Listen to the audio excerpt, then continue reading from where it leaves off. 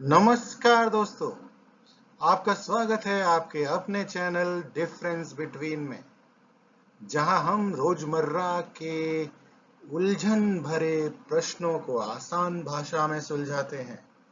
दोस्तों, आज का सवाल भी बड़ा दिलचस्प है। डिजिटल सिग्नेचर और इलेक्ट्रॉनिक सिग्नेचर में क्या अंतर है? देखिए, लगता तो दोनों एक जैसे ही हैं, लेकिन असलियत कुछ और है। चलिए आज इस फर्क को बिल्कुल साफ-साफ आसान भाषा में समझने का प्रयास करते हैं। सबसे पहले बात करते हैं इलेक्ट्रॉनिक सिग्नेचर की।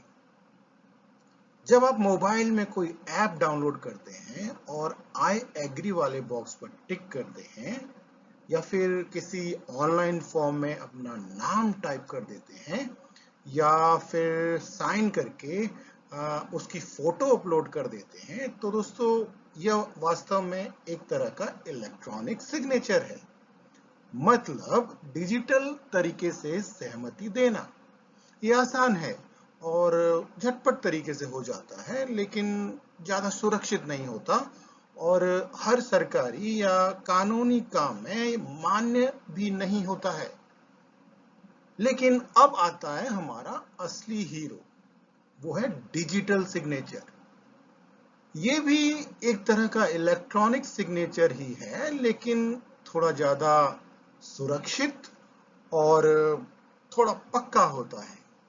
इसके लिए आपको एक डिजिटल सिग्नेचर सर्टिफिकेट यानी डीएससी लेना पड़ता है और ये सर्टिफिकेट सरकार से लाइसेंस प्राप्त कंपनियां आपको प्रदान करती हैं और इसके पीछे काम करती है एक खास टेक्नोलॉजी जिसे कहते हैं पब्लिक की इंफ्रास्ट्रक्चर यानी पीकेआई।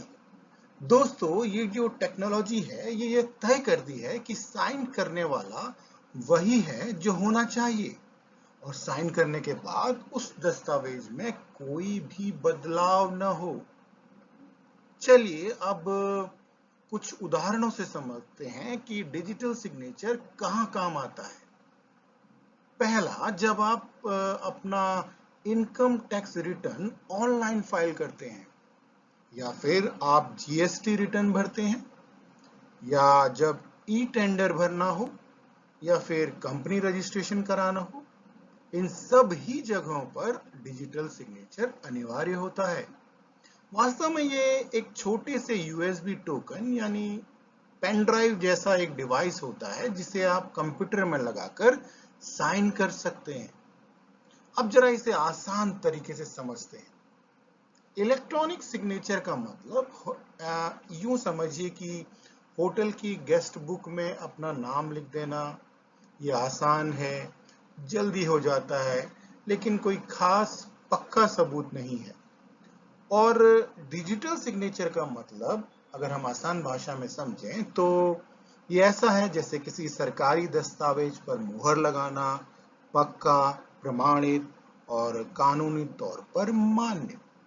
तो बात साफ है दोस्तों, दोनों तरीके ऑनलाइन साइन करने के हैं, लेकिन डिजिटल सिग्नेचर ज्यादा सुरक्षित और कानूनी और मान्य है, जबकि इलेक्ट्रॉनिक सिग्नेचर बस कह लीजिए सहमति देने का एक आसान तरीका है और जो हर जगह मान्य नहीं है।